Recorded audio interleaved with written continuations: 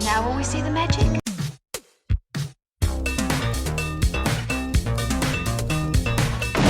All right, where's Murray? Okay, who is it? This is Jesus, kid. Know then that it is the year 10,191. Yes, we are bored. We're all bored now. Hi, good night. Good night. Hello, welcome to Mary versus the Movies with your host, Mary Jones. And Dennis Lang. And the NBA playoffs are going on right now. The Sixers aren't out yet. I mean, by the time this comes out, who knows? Anything can happen. Anything can happen. Anything can happen. Including Pittsburgh getting a basketball team. Yes. Which seems unlikely. Why don't they have a basketball team? We'll find out. Really? Maybe this movie will let us know why. Well, okay, so the movie we are watching is The Fish That Saved Pittsburgh. Fish. Which is a movie I never heard of, but Dennis has brought up multiple times to me. Which tells me you saw this as a kid. Yeah. And all I know is it's about Pittsburgh getting a basketball team. Yep. It has a bunch of famous actual basketball players in the movie. Oh, that's one. Well, there's Dr. J. I think like maybe Meadowlark Lemon is in it. Okay. Yeah, like I just happened to look it up on IMDb. Maybe Kareem Abdul-Jabbar is in it. I'm not sure. Is World Be Free in it? I don't know. Oh. I'm not sure who that is. World Be Free. That's not World Meta Peace. That's somebody else.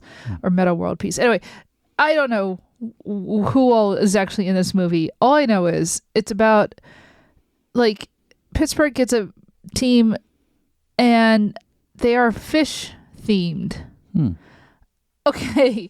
Now you're looking at me and you mentioned something about the Zodiac last week or astrology. So are they the Pittsburgh Pisces? What does that look? That, I don't know. That's so far from what it is that I'll just I bet that's a lie.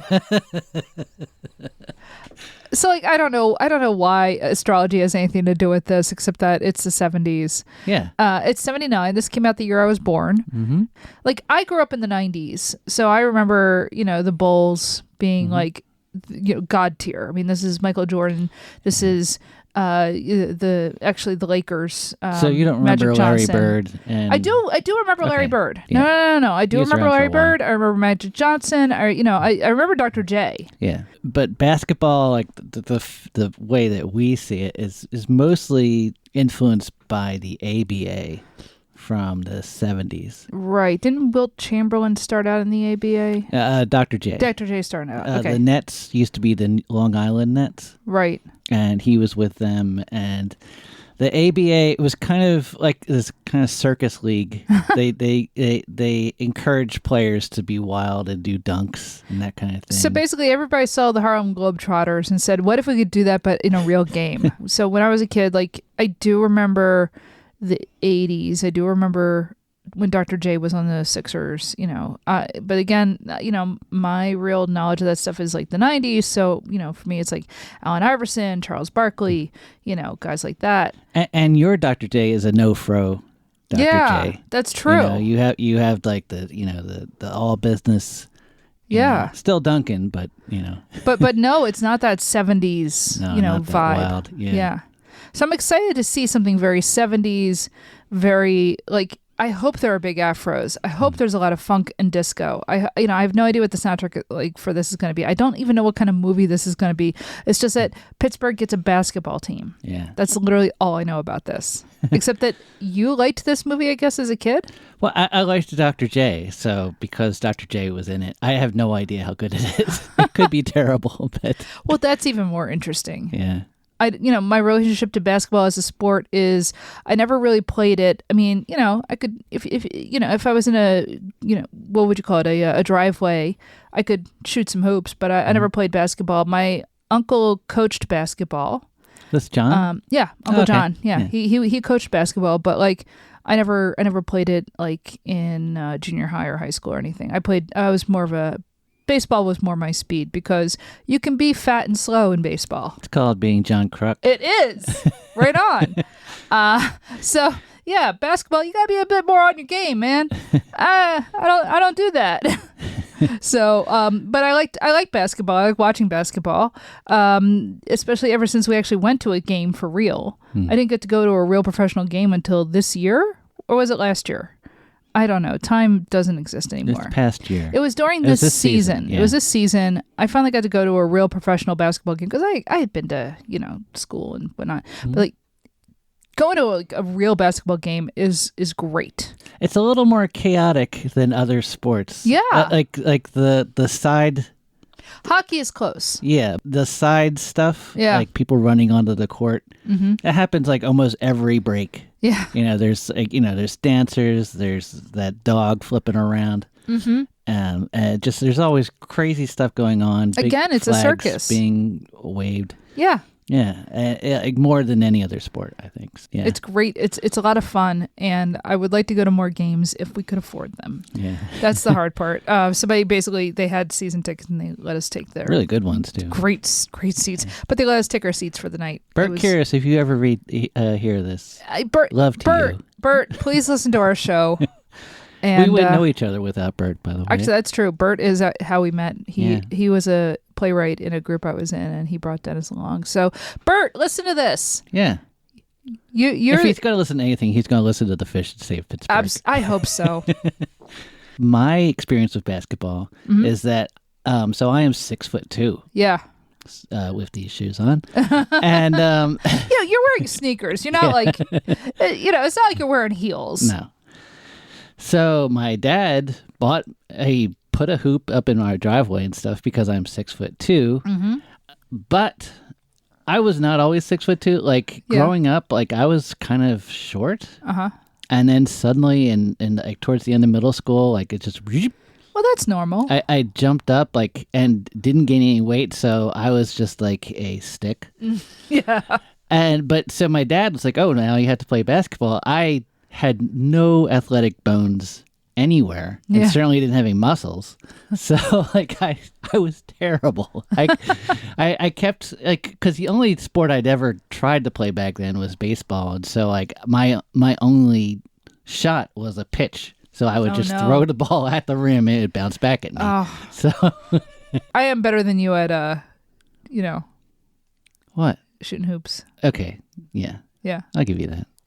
We've done that. We've actually played against each other in a driveway, and yeah. I'm gonna cut that. That's mean of me to say. Well, you can say it. Nah.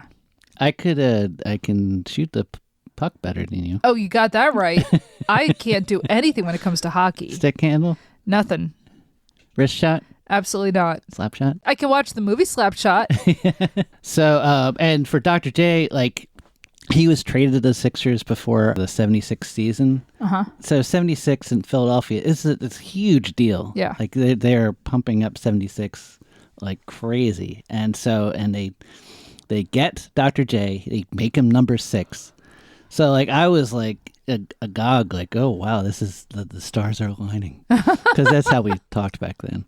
How old were you? I was 5. Yeah, go on. So so it was exciting. Old soul. Yeah, and he and yeah, like he did pretty well. And then in the 80s, like there was a video game called Dr. J versus Larry Bird, Electronic Arts on the Commodore 64.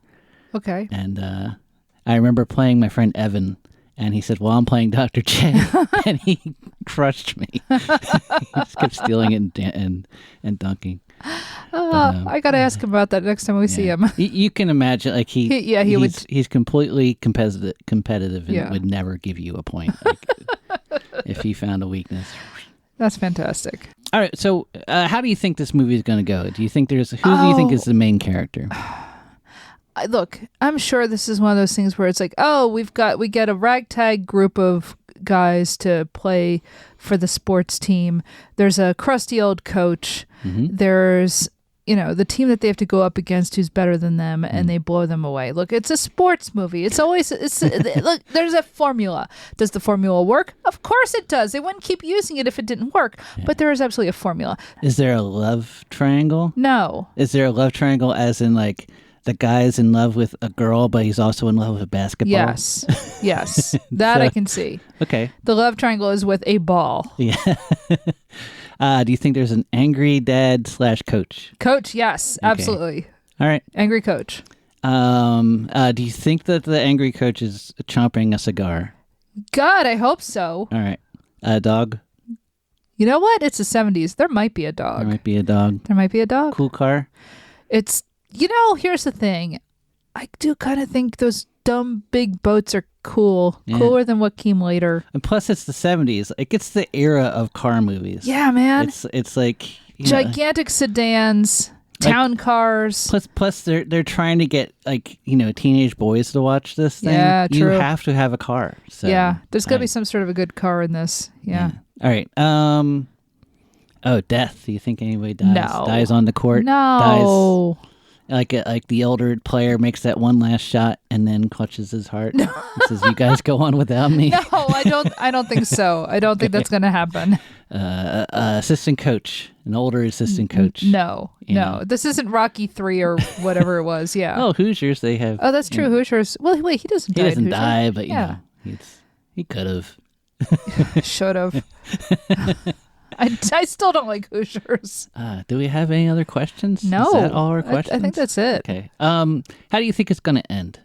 They're gonna win. They win. Do you think they win a championship? Do you think they win? I think they. Well, I don't know. Are we gonna get an entire season in this movie, or are we just gonna get one good game? I don't know. Like, I don't think there's any movies that just end with the championship. No, that's not a I mean, except for like Miracle on Ice or something. Or Yeah, other than that, I mean, The Natural doesn't end that way. Major League doesn't end that way. it's all about like getting into the playoffs. It's like Yeah. yeah. It's not really, it's not really about, winning the trophy. It's about getting there in the first place. I don't think it's bad that most movies are not about like, hey, we won the cup, whatever that is. Yeah. Wait a minute. What is the basketball trophy? Oh, I forget what it's called. It's the second best looking trophy. Oh no! I guess the Lombardi Trophy is second best. Lombardi Trophy has a certain nice Stanley clean Cup's the line. best looking trophy. Obviously. The worst is the baseball. That sucks. This thing is like it's the oldest league. Like, And it's just show a a little bunch class. of it is a piece of junk. I remember as a kid, 1980, when the Phillies won their first one, and I'd never seen it because nobody wants to show that thing. No. And when it's on like the yearbook the next year, I'm like, that's what we won, really? It looks like nothing. It's terrible. I remember when the Phillies won in 2008, they had it at the Montgomery Mall, and I could see it from far away, and I was just like, oh, that looks like You can't drink garbage. from it. No. That's not interesting. No. Like the Lombardi Trophy has a certain sleekness to it, Yeah. And obviously the Stanley Cup is just, I mean, it is what you think crazy. of. It's amazing. Unfortunately, I remember watching Howard Stern and seeing Jackie the Joke Man Martling take a dump in it, but yeah. Why was I watching that? It just feels like a precursor to 21st century. Like, It does. This is what you're in for. This is the future. So, all right, look. I do have one more thing about Okay. sports. I saw an interview with Robert Redford, and they were asking him like how he's succeeded in this crazy business of backstabbing and show business. And he said that he grew up in sports, like he was always in sports in high school and stuff. And he found out that he was always told that like winners never quit and the quitters never win. You always play fair and stuff like that. And he found out that was BS. As he got like advanced in sports, he's like, no. Everybody just wants you to win and just rub people's faces in the ground. It's true. And that's just how America works. And yeah, I was like, oh, wow, okay. He's not wrong. So all movies go against that and try to obscure that fact. All right, look. I don't know anything more about this movie. Shall we go watch it? Yeah. All right. It's the fish that saved Pittsburgh. Whoa, whoa. Have you heard? It's the fish. Spread the word. It's the fish that saved Pittsburgh. Whoa, whoa. Hey, it's the fish that saved Pittsburgh.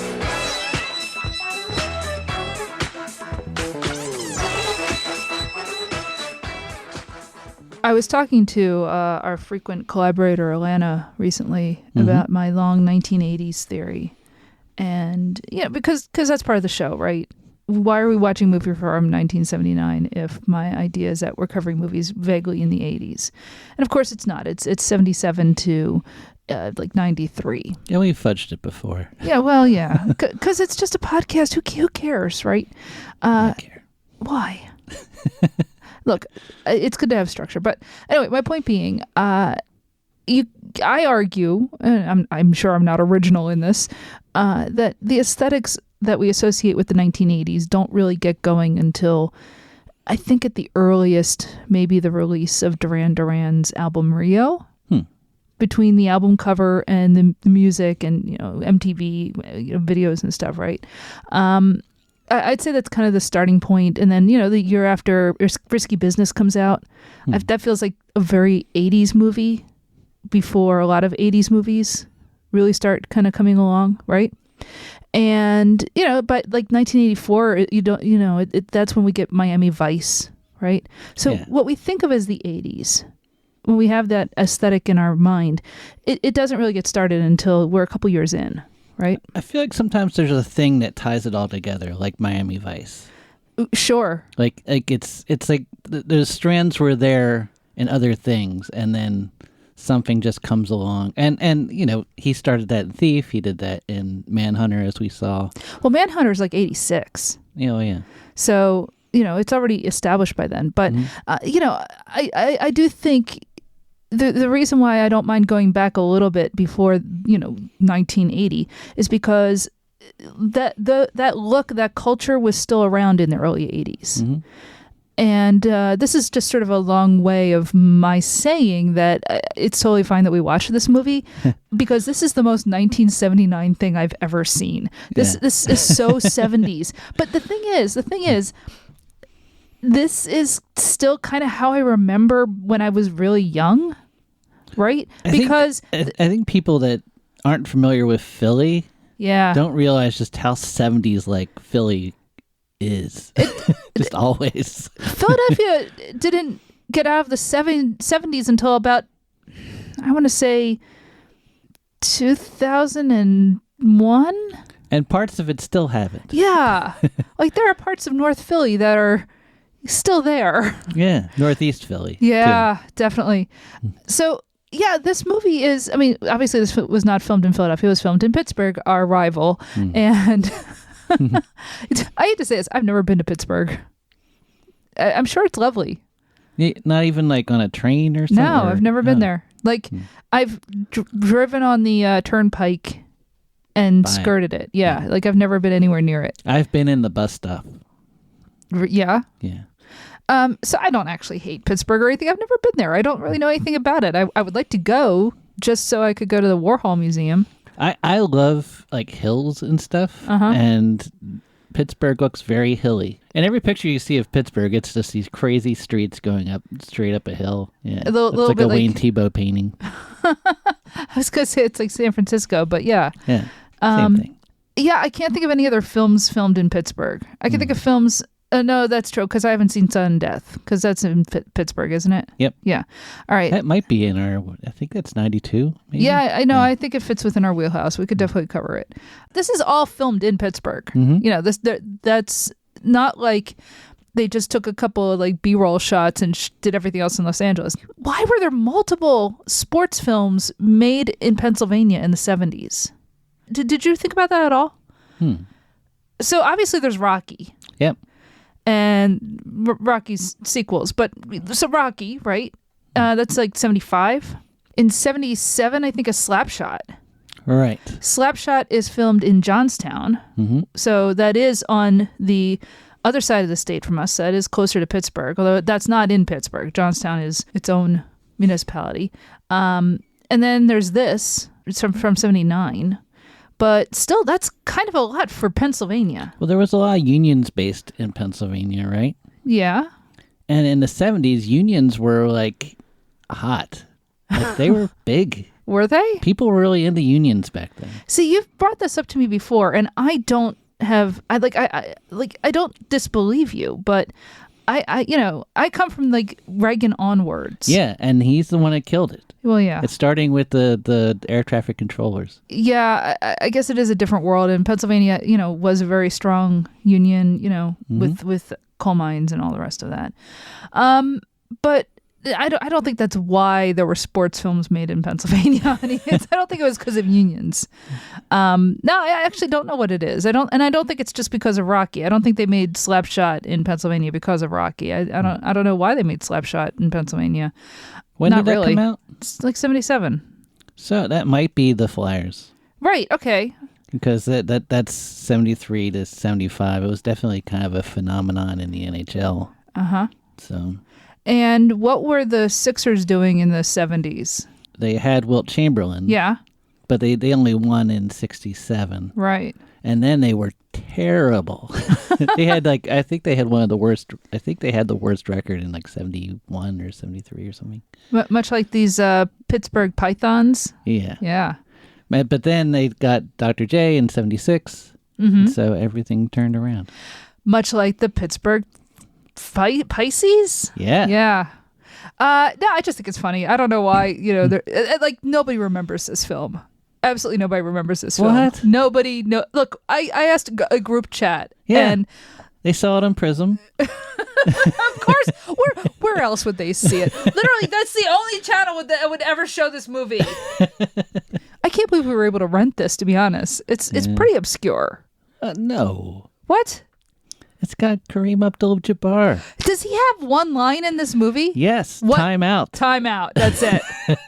It's so weird that they bill him in this. I saw something about him being fired from the movie or something. Yeah, he got into an argument with the director or something. Yeah. either like he sat in the director's chair and the director got mad, or he wanted to be paid as much as Dr. J, and fine, whatever.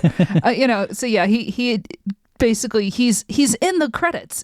Kareem Abdul-Jabbar as himself. Yeah. And he's really not in it. There's a bunch of other basketball players in it. Yeah.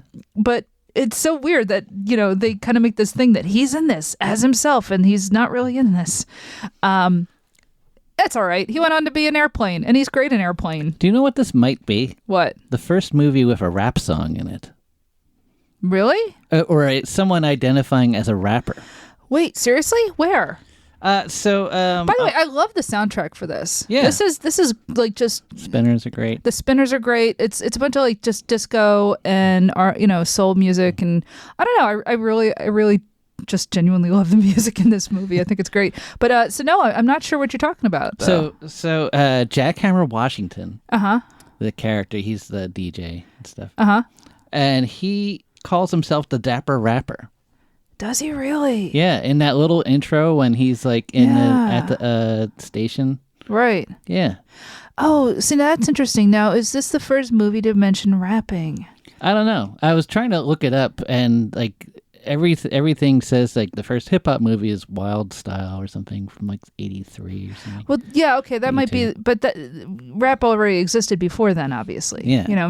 79 is when the Sugar Hill Gang. Yeah, that's when that comes out, Rapper's Delight.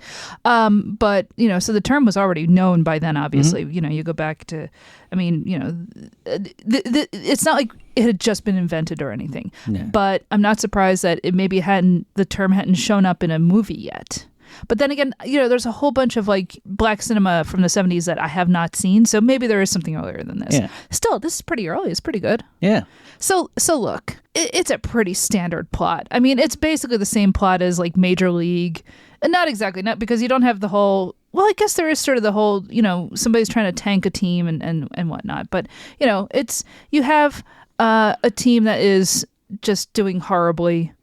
You have, at least one owner who wants to sabotage it. You have basically, oddly enough, for a movie about astrology, and they keep talking about Pisces and fish, there are two sets of twins in here, and nobody ever brings up Gemini.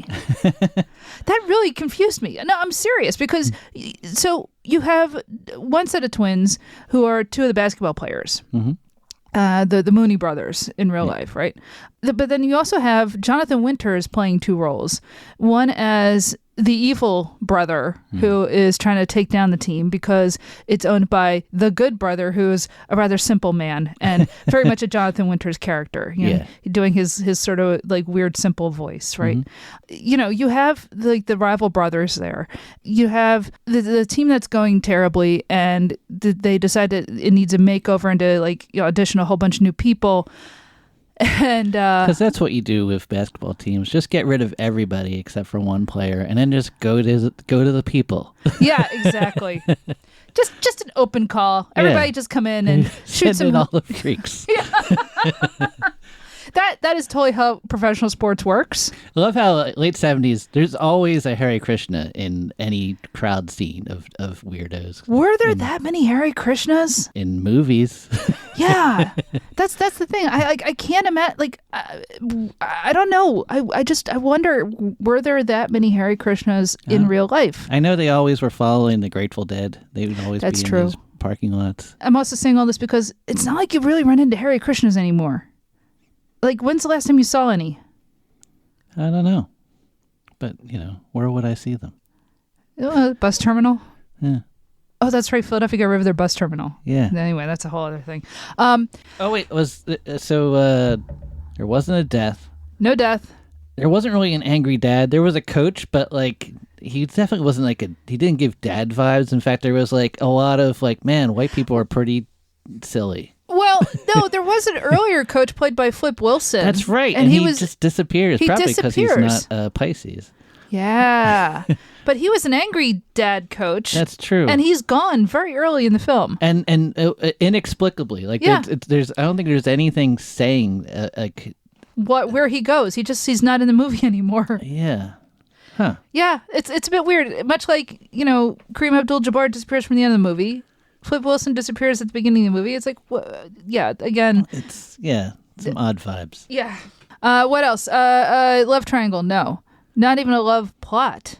Sort of. I mean, he does sort of I guess date his sister. If this was a tighter movie, maybe they would have, you know, a relationship between Moses and Tyrone's sister, but they really don't go there. And by the way, so Dr. J is named Moses in this. Yeah. And a lot of people would say, like, oh, because, you know, his teammate was Moses Malone, but they were not teammates yet. So. Yeah. So no, there's no connection there. Yeah. So this team is doing horribly. And they've got like a kid who volunteers with the team or is like the, I don't know, towel boy or something. You know, what exactly is that kid's job? He is the towel boy. He is the towel boy. Yeah, okay. He gets pushed down by the bad player. And defended by Dr. J playing... Of course, because he's a noble soul. What is his name again? Tyrone? Tyrone. Yeah. Yes. So you've got Tyrone, and he is the towel boy. He's very into astrology, and he realizes that the reason the team is losing is because everybody is under a different star sign, and that doesn't work. And if everybody was the same star sign, they would all work together as a team because they'd all be the same kind of person. Yeah, man. And I think the fact that they're definitely not all the same kind of person should immediately tell you, no, this is an insane... I mean, first of all, that's an insane idea anyway. It's okay if a 14-year-old says that to you. You don't take them up on the advice. So you don't until you hear the... That's true. If you hear twinkling music and then you get to meet Stockard Channing looking really attractive. Yeah. You kind of go, well, all right. all right. Yeah. He convinces the Dr. J character, Moses. Yeah. By driving his car. By showing up at his apartment with his car and is like, okay, you push the pedal since I can't reach and I'll steer. I don't understand the scene. But he was trying to show that they work as a team, and that's what you need to do.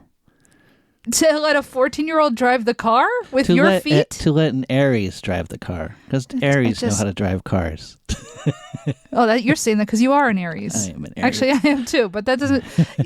Look, this doesn't make any sense. And also, they're letting a 14-year-old drive a car. Yeah. Oh, God. The But it's 70s are a okay. different country. So, like, he's explaining to Dr. J how, like, he can fix the team. And he's using all this crazy astrology talk, and Dr. J keeps saying, slow down. And it's like, You're the one with your foot on the gas pedal, Yeah. Dr. J. That's you. Exactly. You can slow this down anytime you want. In fact, you can make this stop. And you should. A boy should not be driving this way. But it's the 70s, you know. I mean, my God, people were basically at open containers in those days. Yeah. So they consult with the astrologer. Oh, by the way, the way the Tyrone goes and finds the astrologer on top of everything else is he goes down to basically the red light district and is wandering around past a bunch of porno theaters. Yeah. And I gotta say, again, Philly didn't get out of the 70s until well into the 90s because I grew up the same way. Bring us some memories. It actually did, because if you went down Arch Street around 10th and Arch all the way out, I mean, it was nothing but porno theater after porno theater right up against the Reading Terminal. What was the Dr. Johnson's. Dr. Johnson's. Yes. Yeah. And I mean, again, that lasted until maybe the early 2000s, actually. Yeah. The internet killed off that entire section. Plus, like, they brought in the convention center. Although, if you think about it, if you're going to a convention, you know, you need a doctor. Obviously. So, but yeah, so it was kind of funny watching that and just being like, I kind of saw the same thing as a kid. But yeah, so she basically says you have to hold like an open call to have all these people, and you can only select for people who are Pisces. Again, this doesn't even make sense from an astrological point of view if you think about it. You know, you would want to at least get to say, you know, certain signs work better together or whatever. And instead, it's just kind of like you all have to have been born in February, I guess. When is Pisces? No, March. Late February into early March. Okay. So as long as that's when your birthday was, you can play on this team. Oh, my mom could have played. I want to see your mom play for the Pittsburgh, whatever, the Pisces. Yeah. Well, how was her jump shot? My dad was better. Okay. And of course, what ends up happening is it works. Yeah. Yes. They get all these new players who are all weirdos in different ways. You've got like this one dude who's like very short. And is supposed to be able to do like free throws. Yeah, the typical short guy in basketball movies. Yeah. You've got a guy. Oh gosh, what is his name? Like Malik Jamal Truth. He's black, but he wears like an Arab headscarf and is talking a lot of kind of black liberation like things. It's all very surface type. Yeah. You know. And the only thing that jumped out at me was like the actor actually I recognized him from a lot of television. Particularly The Adventures of Briscoe County Jr. where he played a rival bounty hunter. Wow. Yeah. Let's see. You've got the Reverend Jackson, played by Meadowlark Lemon, who of course is great in this because I mean kind of steals the show. How weird that like the leader of the Harlem Globetrotters would steal the show. Yeah. He's great in this, of course. He's awesome. He's funny. He's great on camera. What's great is when his introduction, he's leading a sermon. Yes. And the whole time he keeps accidentally throwing in like basketball terms like. Yeah, so it's his whole introduction is he is in church preaching to everyone, and you've got the full on like the gospel choir, and he's giving a sermon, and he's obviously trying to slip out of the sermon, and you can tell he doesn't even have like long pants on. You eventually see like the tall like basketball socks. Like it's great, and his deacon and the choir with is the Spinners. Yep. The great R&B group. So he basically sneaks out of the church so he can go to the tryouts. And like that might be my favorite sequence in the whole movie. Like that one's actually like the funniest bit in the whole thing. That's kind of where it starts to pick up because like up to that point you're like, this is insane. This makes no sense at all. It really is. Why are you listening to this kid? Exactly. Like once he enters the movie, it actually starts to work a lot better. Yeah. And so, and then you've got like we said, we've got a pair of twins who are playing for the teim. We've got a guy American. We've got a Native American. We've got a mute who does magic tricks. It's a Bullet. Yeah, Bullet. Yeah, and the girls in the crowd like. Yes. Yeah, and that's the other thing is you've got these two girls who are fans of the team, or at least go to them a lot. One of whom is played by Debbie Allen. You get a little bit of like crowd shots, but like every game, there's like almost nobody there. I know. I mean, there's literally like just Extras cost money, man.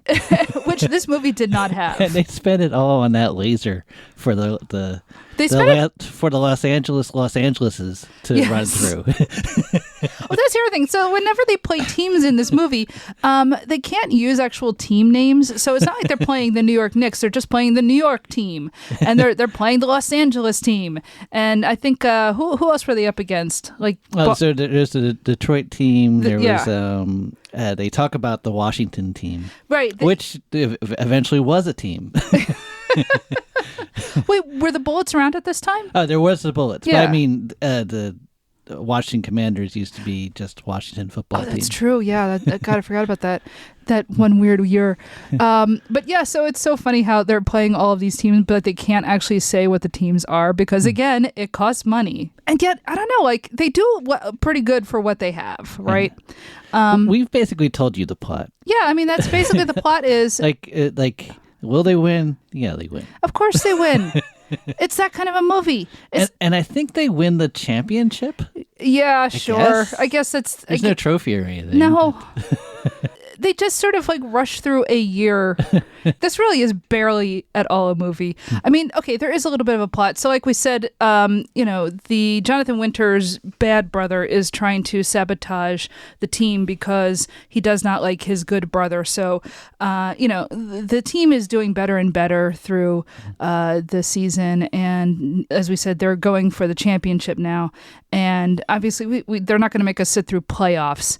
We basically see like 5 games through this entire film. Yeah, and why sit through playoffs when you can sit through a 5-minute montage of Dr. J showing off in front of Tyrone's sister? That goes on for a long time. It's really long. I was a little confused. It's like, wait, why is this still happening? Like, I get the idea. The sister is kind of upset that this kid is spending too much time at with the basketball team. He's not paying attention in school. Now he's all talking about astrology, and they're letting him get away with it. And she goes to see Moses and say, "Look, man, you gotta like let the kid go and let him get his head on straight because this is ridiculous, and or else he's never going to go to college. He's not going to make anything of himself." And Moses's response is, "All right, I'm going to drive you over to a basketball court. I'm going to talk about why basketball is great, and we're going to just show me shooting hoops for like 5 minutes." And don't get me wrong, it's not like it's a bad speech or anything. And honestly, like, look, is Dr. J like a great actor? No, but it's fine for the movie. It could have been worse. Yeah, I've seen worse. But yeah, this is not the most compelling of sequences or plots or anything, to be honest. So, but they do arrive in the final game in a balloon. This is insane. This movie is insane. So they do get to this championship playoff finally, or it's not even the playoff. It's the game, Yeah. and They probably can't even say playoff. No. Like they would have to spend money just to say the word playoff. so I think they are allowed to use the word championship. They use it like once, and that probably blew half their budget just using that word. So they arrived to the game in a hot air balloon in a silver fish. Yeah. So they had all of Pittsburgh has caught fish mania, fish fever. I'm sorry, they have fish fever, which normally comes from an algae bloom. But There are 3 rivers. that's true.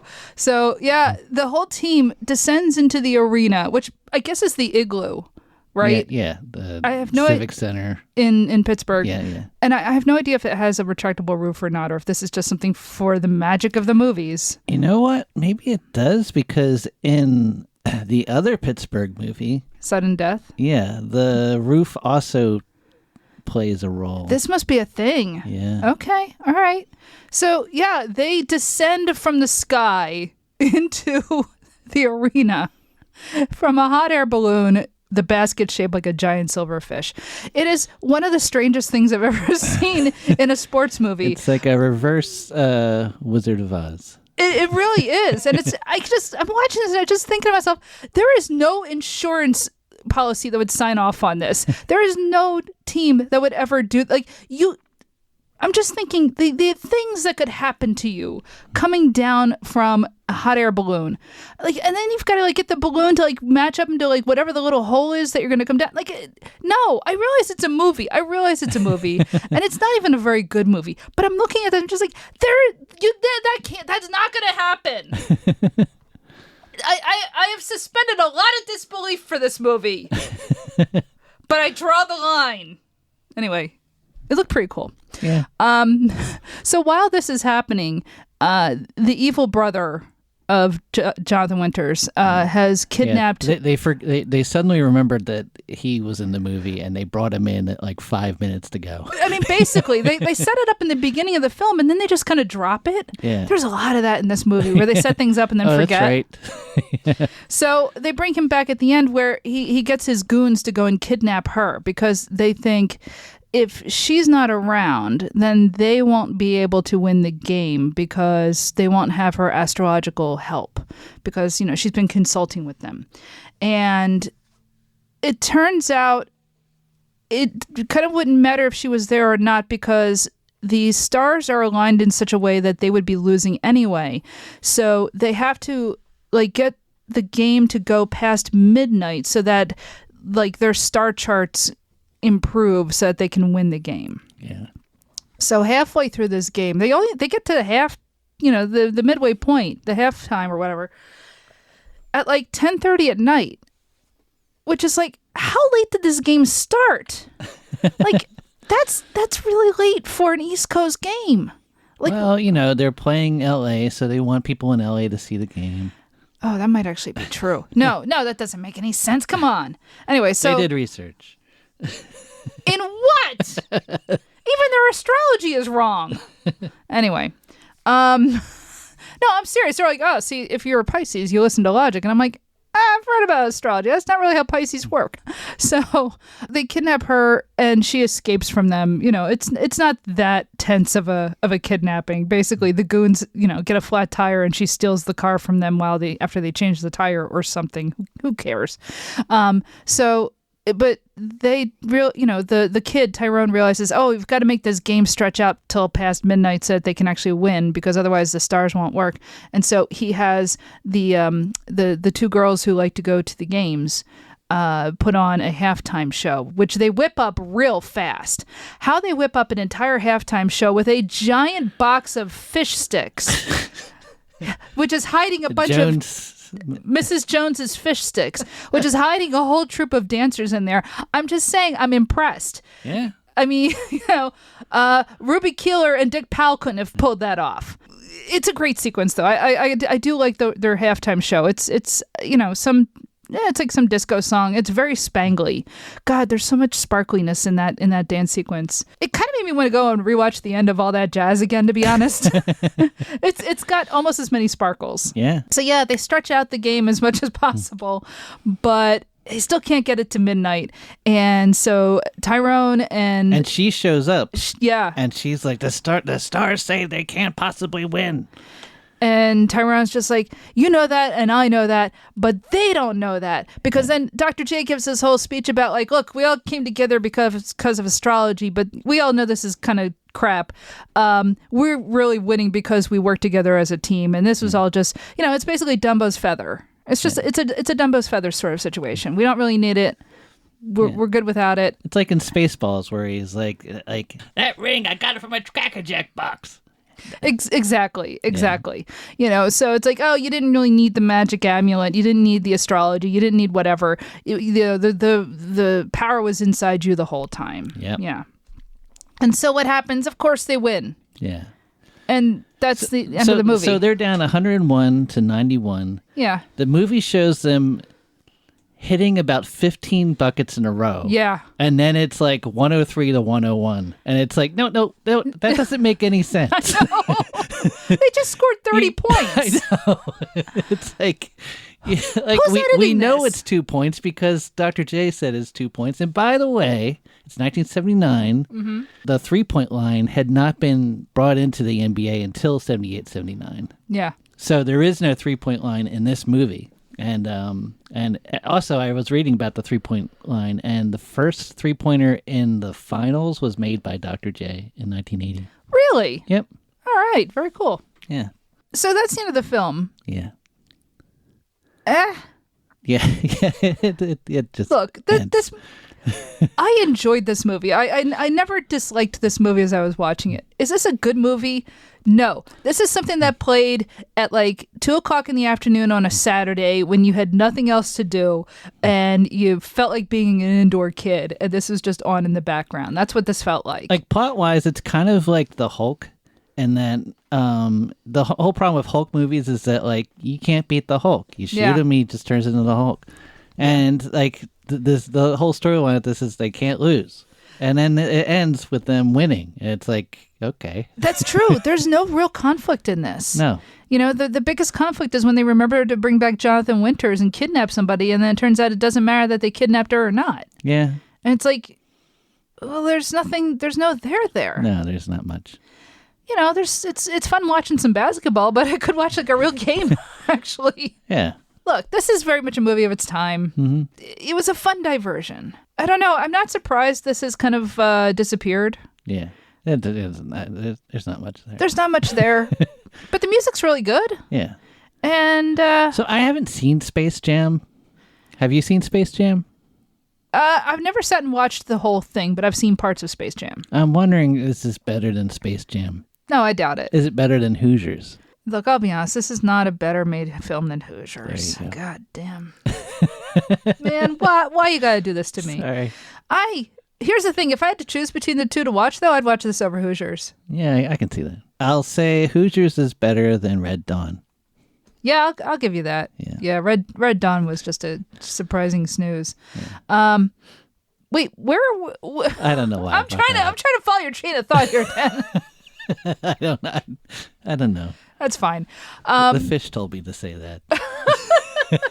Team of the year. 1, 2, 3, 4, 5, 6s. 10, 9, 8, 76s. 1, 2, 3, 4, 5, 6s. 10, 9, 8, 76s. Clap your hands, everybody, for Philadelphia. So that was The Fish That Saved Pittsburgh, starring Julius, Dr. J. Irving, Jonathan Winters, Meadowlark Lemon, Jack Kehoe. Didn't really talk about Jack Kehoe as the short ball player, but there's a whole scene where the entire game is just him being progressively more and more beaten up, like getting actually bloody and stuff. It's very weird. Yeah. James Bond the Third is the kid Tyrone. Emmett Walsh has a scene in this or something, and I didn't even recognize him. Oh no, it's him being. I know himself. it's him, but you know, he doesn't stand out though. Yeah, like I said, Flip Wilson is in this for a minute. Julius Carey, yeah. What else? Harry Shearer. Surprising amount of Harry Shearer in this movie As Murray Sports. Murray Sports.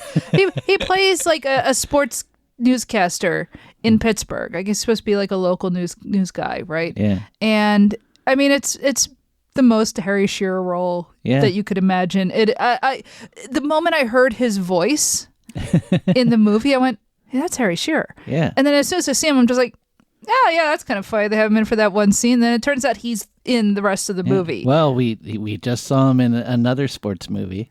What did we just see him in? The Olympics one. Oh, that's right. He was in Animal Olympics, which was like the same time period too. Yeah. But I mean, look, he's basically doing Kent Brockman's voice. Mm-hmm. You know, it's exactly what you think it sounds like. And Debbie Allen shows up at one point. And then like a lot of actual, basketball players who play themselves. So like Kareem Abdul-Jabbar is in there. Like I said, the Spinners are in this. Marv Alpert plays himself. Let's see. The Silvers. They're the group. They're the Mrs. Jones box of fish sticks. Yeah. It's bizarre. Anyway, written by Jason Starks and Edmond Stevens and directed by Gilbert Moses, who I think was mostly a theater guy. So I barely remembered it. Like, I just remembered, like, as a kid being like, when is Dr. J back on the screen? Yeah, I was going to say, what do you remember of this movie, like, having watched it again now? Like, there's not much to remember. I mean, there's no plot. So no. they win, and then they win again. Pretty much. What there should have been a loss where she's not there and they lose a game. You know, here's the thing. If you're going to make a movie where the team just keeps winning, Yeah. right? And you're going to have like Meadowlark Lemon in there, make it more like the Harlem Globetrotters. Yeah. Make the basketball game actually look kind of goofier or something. But instead they have like actual ball players. And so it just looks like a basketball game. And that's not a problem, except that, as you say, they just keep winning. So anyway, it's a flawed film. Yeah. All right. So, all right. You, of course, can follow us on social media. We're Mary vs. Movies on all of your major platforms. And we're even on TikTok. We are on, Facebook. We are on Mastodon. I always bring up Mastodon. I think like 2 people follow us on there.